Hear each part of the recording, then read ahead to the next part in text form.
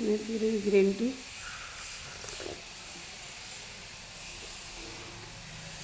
ये है मेरी ग्रीन टी।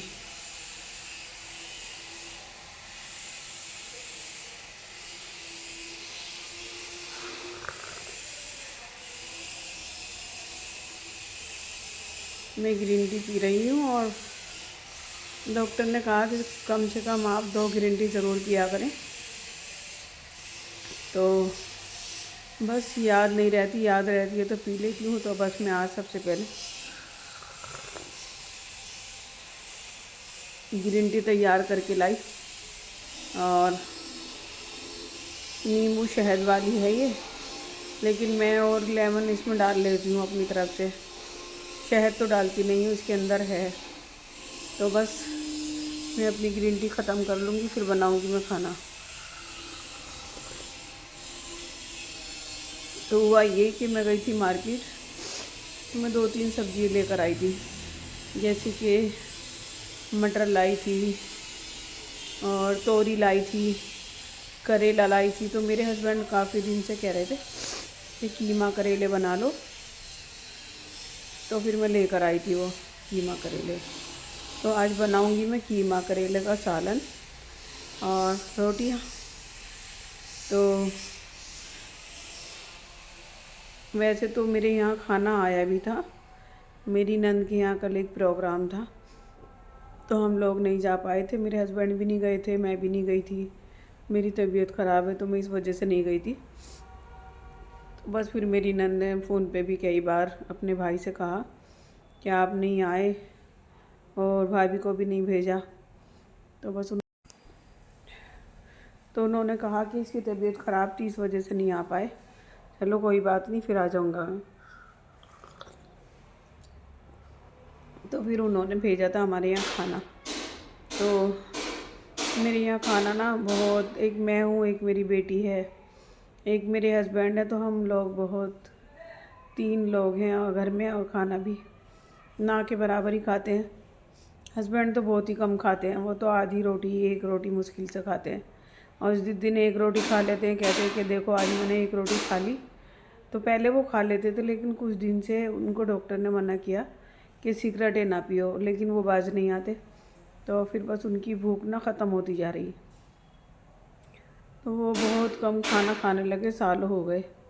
और ज़्यादा अगर खाने लगते हैं तो फिर उन्हें उबकाई लग जाती है, खाना भी नहीं खा पाते।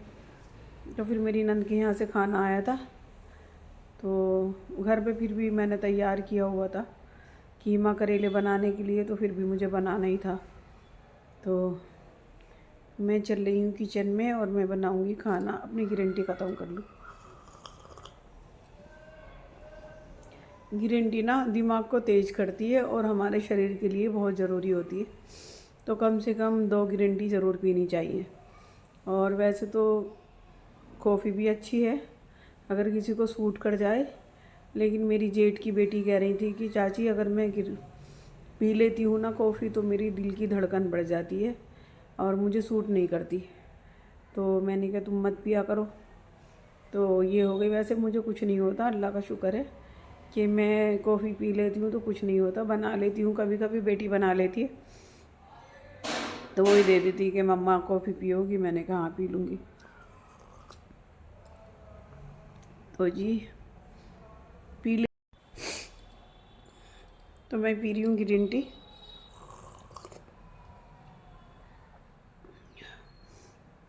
और ग्रीन टी ना डॉक्टर ने बताई भी है कि 2 बार ज़रूर आपको लेनी है। और शहद लो, ग्रीन टी लो, ड्राई फ्रूट लो, हरी सब्जी वाली पत्ती वाली सब्जियां लो। तो कम से कम दिन में 8 गिलास पानी लो। तो पानी तो माशाल्लाह से मैं ज़्यादा पीती हूँ, सारी रात पानी पीती हूँ। कितना ही पी लेती हूँ, 1 जग पानी रखती हूँ अपने पास और माशाल्लाह से मैं पी लेती हूँ रात भर। बार बार मुझे प्यास लगती रहती है, खुश्की आती रहती है और मैं पीती रहती हूँ।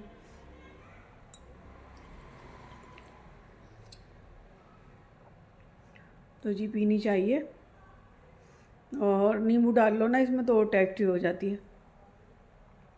कोई कोई नींबू डालता है, कोई शहद डालता है, लेकिन मैं सिर्फ इसके अंदर नींबू ही डालती हूँ। शहद मुझे अलग से ले लेती हूँ मैं 1 चम्मच शहद, ले भी लेती हूँ, नहीं भी लेती, अगर याद आ जाता है तो मैं पी लेती हूँ।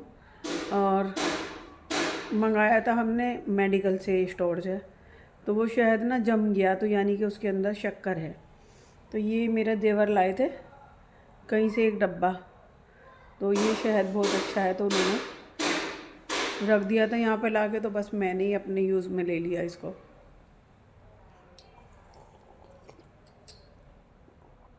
अब बस मैं कॉफ़ी ख़त्म कर लूँ, फिर मैं जा रही हूँ खाना बनाने। तो देखिएगा मैं कीमे करेले कैसे बनाती हूँ।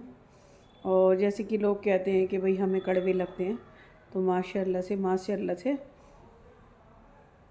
कभी भी मेरे कीमा करेले ज़रा सा भी कड़वा नहीं होते और इतने टेस्टी बनते हैं बेइंतहा।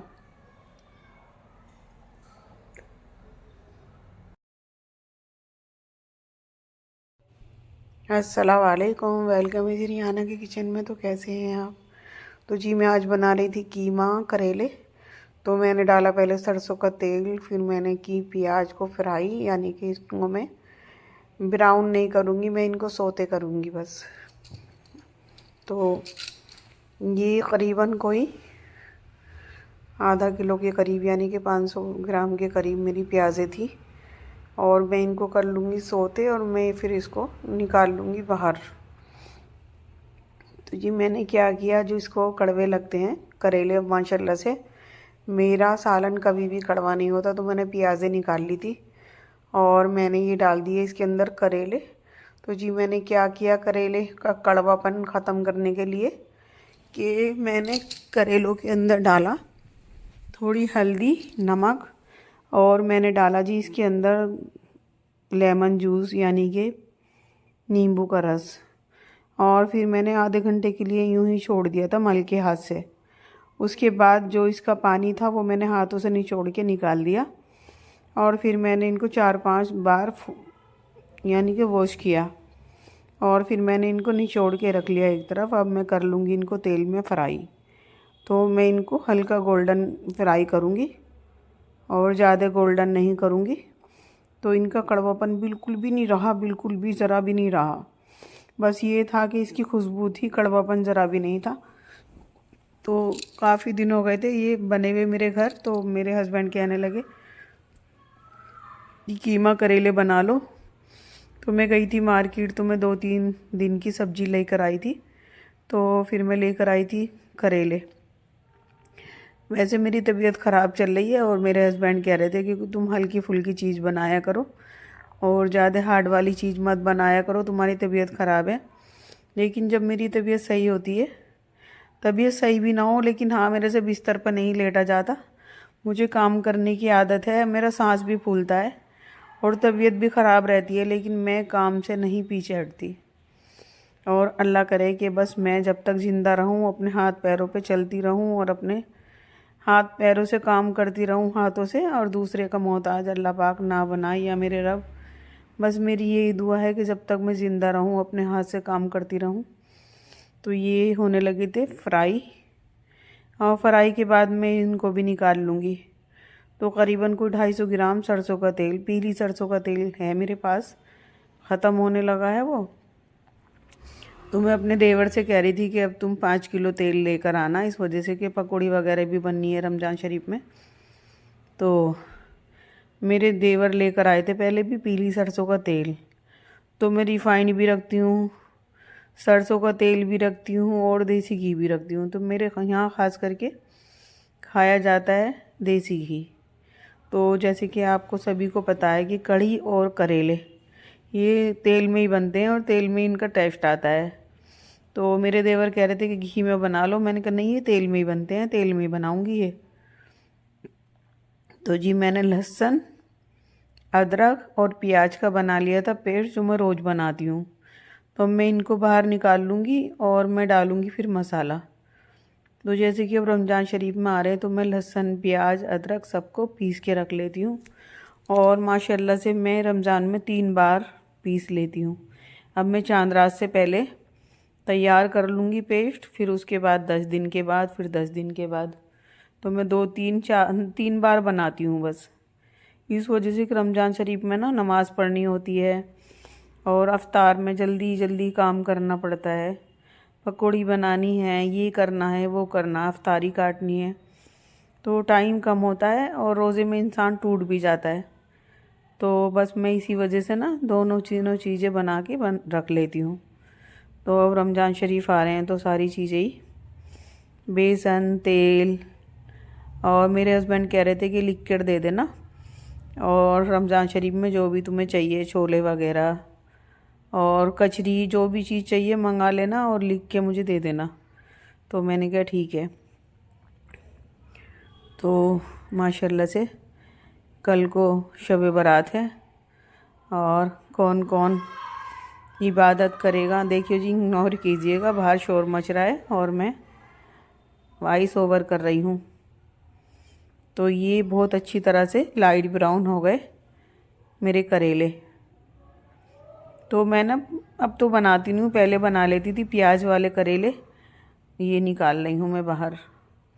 और मैं भरवा करेले भी बना लेती हूँ, जो मेरी बेटी को ख़ास करके पसंद है। वो कहती रहती है मम्मा भरवा करेले बना लो, भरवा बना लो, बैंगन। तो मैं टिंडे भी भरवा बना लेती हूँ, आलू भी भरवा बना लेती हूँ। तो बस थोड़ा ना तबीयत का इशू रहता है मेरा, नहीं तो मेरा दिल बहुत करता है कि मैं क्या ही क्या डिशें बनाऊँ।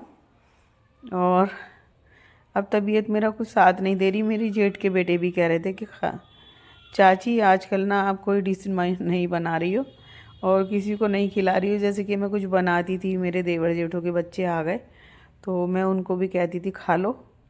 तो बस बच्चे भी इसी वजह से कहते रहते हैं कि चाची बनाती तो रहती हैं। तो जी मैंने डाल दिया इसके अंदर लहसुन, अदरक और प्याज का पेस्ट। अब मैं डालूँगी अचार का मसाला। तो अचार का मसाला ना, तो पहले डाला है इसके अंदर ड्राई मसाला, लाल मिर्च, मैंने धनिया पाउडर,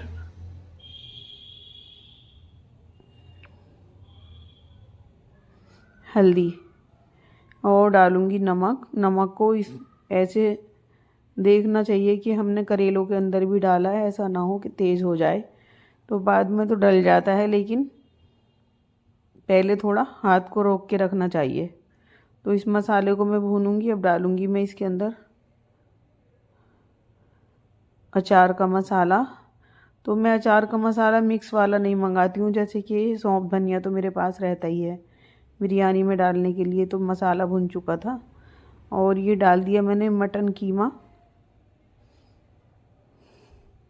तो मैंने इसके अंदर थोड़ा फैट भी मंगाया था, फैट से ना बहुत जायका आ जाता है, तो मैंने फ़ैट मंगाया। अब मैं इसको कर दूंगी जी कवर, और फिर ये मेरा मसाला भुनेगा। मैं डालूंगी इसके अंदर थोड़ा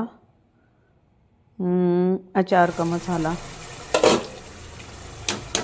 तो ये चली गई कलौंजी और धनिया और सौंफ। मैं इसके अंदर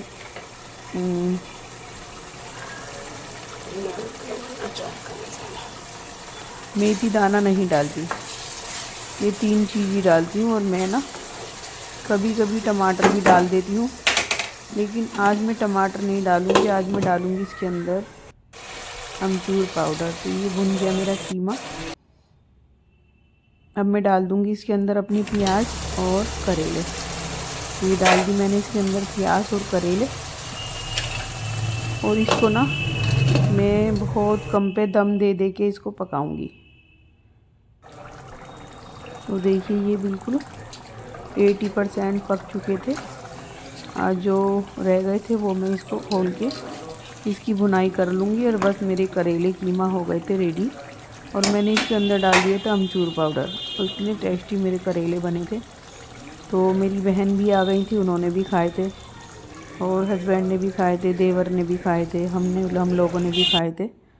तो देखिए जी ये है मेरा सालन का फाइनल लुक, और बहुत ही टेस्टी मेरे करेले बने थे। और आप भी बना कर देखिएगा, और मेरे चैनल को लाइक सब्सक्राइब ज़रूर कीजिएगा। अल्लाह हाफिज़।